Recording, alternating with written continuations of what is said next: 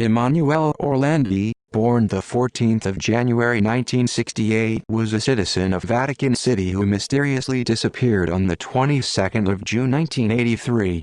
Sightings of Orlandi in various places have been reported over the years, even inside Vatican City, but all have been unreliable.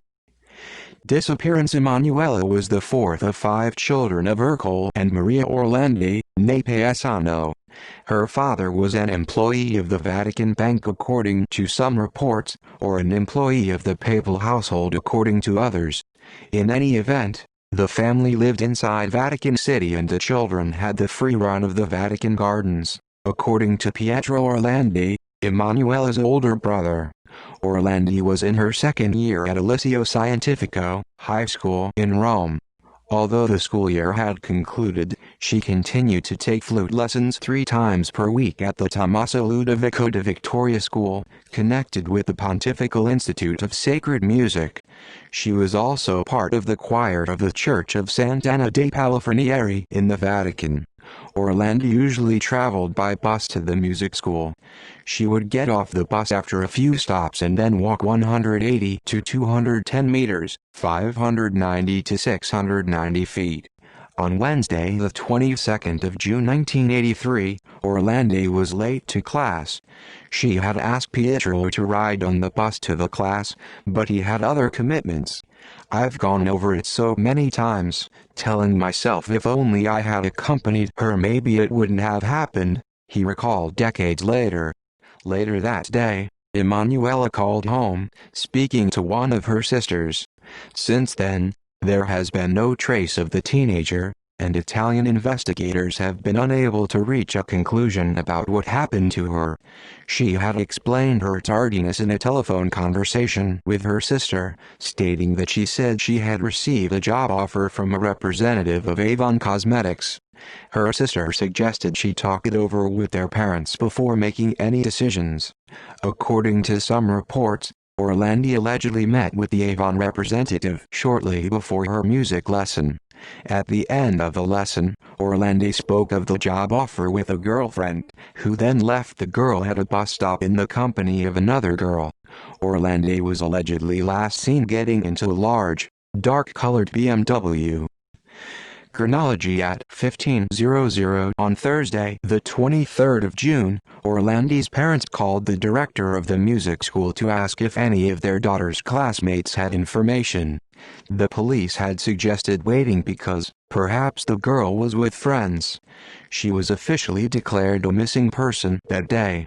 Over the next 2 days, announcements of the disappearance were published with the telephone number of the Orlandi house in the newspapers Il Tempo, Paese Sera and Il Messaggero.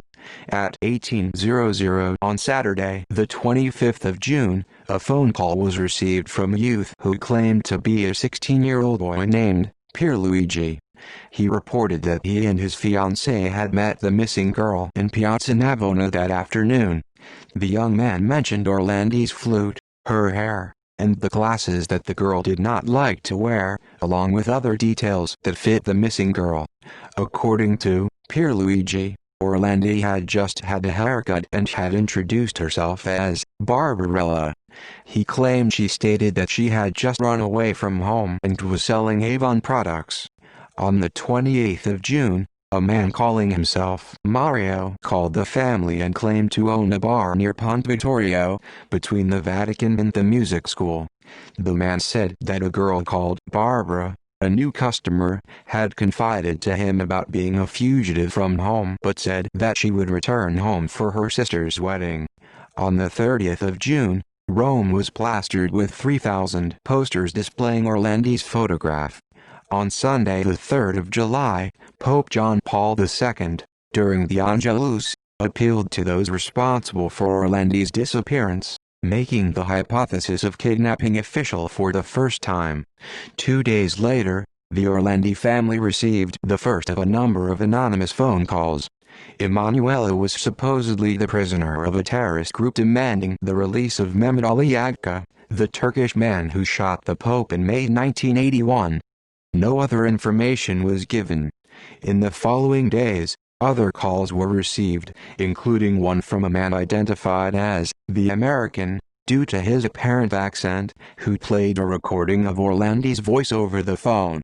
A few hours later, in another phone call to the Vatican, the same man suggested an exchange of Orlandi for Agca. The anonymous interlocutor mentioned the Mario and Pierluigi of the earlier telephone calls, defining them as members of the organization. On the 6th of July, a man with a young voice and an American accent informed the ANSA news agency of the demand for an Orlandi-Agca exchange, asking for the Pope's participation within 20 days and indicating that a basket in the public square near the Parliament would contain proof that Orlandi was indeed in his hands. These were to have been photocopies of her music school ID, a receipt, and a note handwritten by the kidnapped girl. However, the magistrate who was overseeing Orlandi's case did not believe that there was a credible connection between Orlandi's abduction and the Pope's assailant. On the 8th of July, a man with an alleged Middle Eastern accent phoned one of Orlandi's classmates saying Orlandi was in his hands and that they had 20 days to make the exchange with Agca. The man also asked for a direct telephone line with then Secretary of State Agostino Casaroli. The line was installed on the 18th of July. A total of 16 telephone calls were made by the American from different public telephone booths. On the morning of the 14th of May 2001, the parish priest of the Gregory VII Church near the Vatican discovered a human skull of small dimensions and lacking a jaw in a bag with an image of Padre Pio in a confessional. It has not been officially identified as Orlandi's skull. Emanuela's father, Ercole, died in 2004, a month after giving his last interview. Theories. Over the years, a number of theories regarding the motives for the crime have been broached in the Italian press. Orlandi-Agca connection theory. Agca, who once declared that Orlandi had been kidnapped by Bulgarian agents of the Grey Wolves, a Turkish ultra-nationalist, neo-fascist youth organization of which Agca was a member, spoke about Orlandi during a prison interview with Italy's RAI state television, telling the interviewer that the girl was alive, not in danger, and living in a cloistered convent. He denied any direct knowledge of the girl's fate, though, saying that he had made some logical deductions. With no evidence to support these claims, the case was closed in July 1997. In mid-2000, Judge Ferdinando Imposimato, based on what he had learned about the Grey Wolves, declared that Orlandi, by then an adult, was living a perfectly integrated life in the Muslim community and that she had probably lived for a long time in Paris. He remains the only supporter of this idea and of the Orlandi-Agca connection. In a letter published in 2006, Agca claimed that Emanuela Orlandi and another girl, Mirelle Gregory, both of whom vanished in 1983, were abducted as part of a plan to secure his release from prison. He claimed that the girls were whisked away to a royal palace in Liechtenstein. Agca was temporarily released from an Istanbul prison after serving 25 years in Italy and Turkey for the murder of Abdi İpekçi, a prominent Turkish journalist. However, he was quickly imprisoned again, the release seemingly a mistake. Agca was permanently released from a Turkish prison in January 2010. On the 9th of November 2010, Agca was interviewed by state television in Turkey TRT's Cosmic Oda program for the first time since his release the preceding January. In that interview, as well as declaring that the Vatican organized the assassination attempt, he claimed that Orlandi was kept as a prisoner by the Vatican for Agca and was then living in a Central European country as a nun in a Catholic monastery. He added that Orlandi's family could see their daughter whenever they liked, but that she was not allowed to leave the monastery. Organized crime theory. In 2011, the former Banda della Magliana member Antonio Mancini implied that Orlandi's kidnapping was one of a number of strikes that the gang was making against the Vatican in order to force the restitution of large amounts of money they had lent to the Vatican Bank through Roberto Calvi's Banco Ambrosiano. On the 14th of May 2012, Italian police opened the tomb of gangster Enrico De Pettis, 1954-1990, and took DNA samples, according to some reports at that time. An anonymous call to an Italian television program in 2005 said it contained evidence that would help the police explain Orlandi's disappearance, and in 2008 a former girlfriend of DePettis said that DePettis had once confessed to her that he had kidnapped Orlandi. No clues were found in the tomb linking DePettis to Emanuela. Vatican sex scandal theory. In May 2012, when interest in the case was renewed, leading police to search the DePettis tomb, 85-year-old exorcist Gabriel Amorth, 1925-2016, claimed that Orlandi was kidnapped by a member of the Vatican police for sex parties and then murdered. Amorth claimed that officials of an unnamed foreign embassy were involved as well. Other public activity. On the 6th of April 2007, in a Good Friday sermon in St. Peter's Basilica, Reverend Raniero Cantalamessa advised the congregation to make amends for sins before dying. He said, "Don't carry your secret to the grave with you." This provoked speculation that he was suggesting someone at the Vatican held information about Orlandi's disappearance. Vatican spokesperson Reverend Federico Lombardi issued a statement that detailed Vatican cooperation with civil investigators over the years and said the Church had no objection to the opening of the DePettis tomb, which was then being discussed. It said, "As far as we know, there is nothing hidden, nor are there secrets in the Vatican to reveal on the subject. To continue to assert it is completely unjustified. Also, we reiterate, yet again, all the material from the Vatican was handed over, in its time, to the investigating magistrates and to police authorities." In October 2018, remains found during renovation work on the Holy See's embassy to Italy in Rome were the subject of speculation related to the Orlandi affair. An attorney for the Orlandi family objected to the media attention. She said, "We have no idea why the association with Emanuela was made. We're still asking ourselves why you'd find some bones and immediately assume they were Emanuela's."